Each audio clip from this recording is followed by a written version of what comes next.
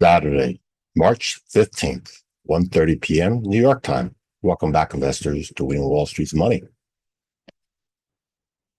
We are approaching the hour, the day for Federal Reserve to vote on interest rates. Expect additional volatility coming into the days ahead of that. I want to go look at the major stock indexes, the United States, and see the performance of them over the last several years. If you like early access to this video, if you're not already a Patreon member, that's how you do it. Link is below in the video. Since we just finished another week, I'm going to look at the larger time frame. So as it says here, market cycle 5-year weekly. This data, this chart is 5 years of history, and each of these candlesticks is 1 week. And this we're looking at is the S&P500 stock index, the symbol is SPX. If you're not familiar with, there are several indexes, stock indexes. This is the most important stock index worldwide. I did not misspeak. Many other nations invest their pension money, their retirement money into the United States stock indexes, and some settle for the U.S. Treasuries. Individual investors in the United States and abroad, as well as governments and hedge funds, institutions that manage other people's money, such as mutual funds, invest in the U.S. stock index S&P 500.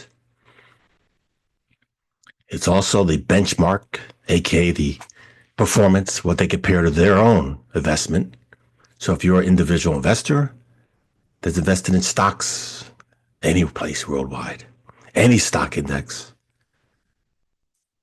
this is the stock index, the people that are managing other people's money, people that are more involved, better known, that are taking care of their own money, compare their investment portfolio, regardless if it's real estate, crypto, fixed income, penny stocks, loser stocks. They compare it to this stock index on the performance. And if they're performing either equal, better, or worse, it's very transparent. So again, the past 5 years, the bottom left is the low for the past 5 years. Back here in the year 2020. And the top right is the high, which happened to be beginning this year. This week, we made a new low for the year. We've been selling off. Past several weeks, I made a new low for the year. You could outperform the stock index. I've shared many times the better winners than this stock index. It's called adult responsibility, and you need to maintain situation awareness. Might be once a year, once a month, once every 3 months. I highly recommend being proactive and at least once a week to look at the performance of your portfolio. If you're paying someone else to do it, good. When you're losing, you get blame it twice on yourself and them because you chose them. So this stock index, S&P 500, I shared, has 11 sectors in it. Some of those sectors are performing better than the overall index. I hope you hear that. There are 11 sectors in the S&P 500, and some of them are performing better than the stock index. I shared that video past week. There are ETFs you could invest in. This is the second most important stock index worldwide. The NASDAQ100. Again, there's different NASDAQs. There's the NASDAQ Composite. It's the larger index. And then there's the NASDAQ100, the bigger 100 companies in the composite. So I'm showing you the NASDAQ100. The NASDAQ 100 stock index, this one, is part of the other index I showed you.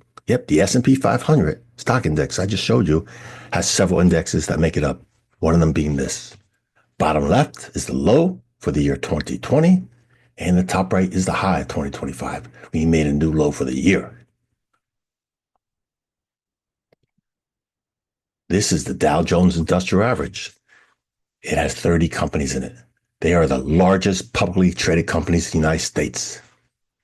This is one of the oldest stock indexes in the United States. It did not originally have 30 companies. It grew up and took on more to be more diversified. The bottom left is the low for the year 2020, and the top right is the high. The high was last year. It's underperforming. It also made a new low for this year. So again, this index is part of the S&P 500 as well too.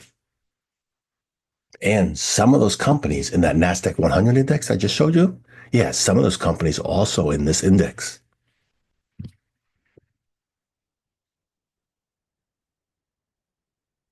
Dow Jones Transport. Parentheses, you see it's 20 companies in it, and it's a transport. So specifically, that's the kind of companies that are in here, transportation, be it rail line companies, trucking companies, flight companies. Bottom left is the low for the past 5 years, and the top near the left is the high for the past 5 years. Look at the high. That was back in the year 2021. Look to the far right. We just broke below this week. We made a new low for the year. And we also broke below the low of last year. It's performing even worse. Broke the low of last year.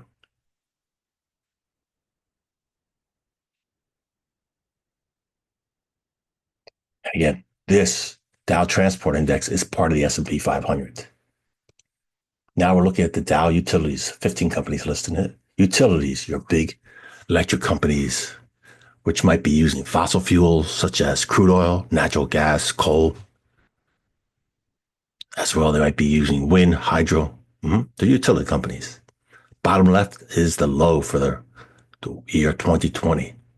Top right, the high was last year, 2024. And this year, currently, this week, yellow candle, inside candle, means we didn't break out the high or low of last year. Again, this is part of the S&P 500. It's inside of it. So we just saw several indexes that are inside the S&P 500. You can see the losers that are drawing it down. But again, see the utilities? It did not make a new low for the year this week. I showed you several indexes that did. So those indexes are performing worse than utilities index. What's special about this index is the companies in here, they pay dividends, and they pay higher dividends than many other companies. Not all companies choose to pay dividends, and not all companies pay the same. Again, utility companies pay higher dividends to be invested in them.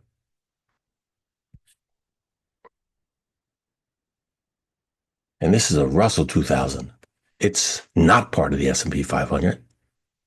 It's very small companies compared to the ones in the Dow 30. The ones in the Dow 30, those companies are worth billions of dollars. Again, billions. Here, Russell 2000, many of these companies are worth less than hundreds of millions and less than that. Made a new low for the year. So on the bottom left is the low.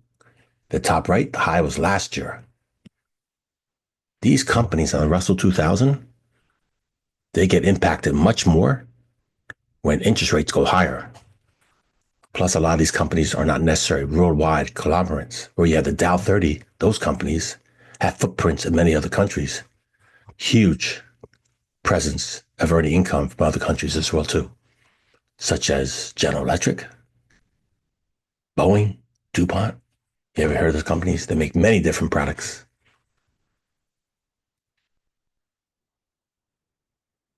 So that being said, you're more than know of the current situation of the overall stocks in the United States, the performance of them. So I choose the better stock indexes, but you go ahead and continue choosing the other ones that are not doing so well.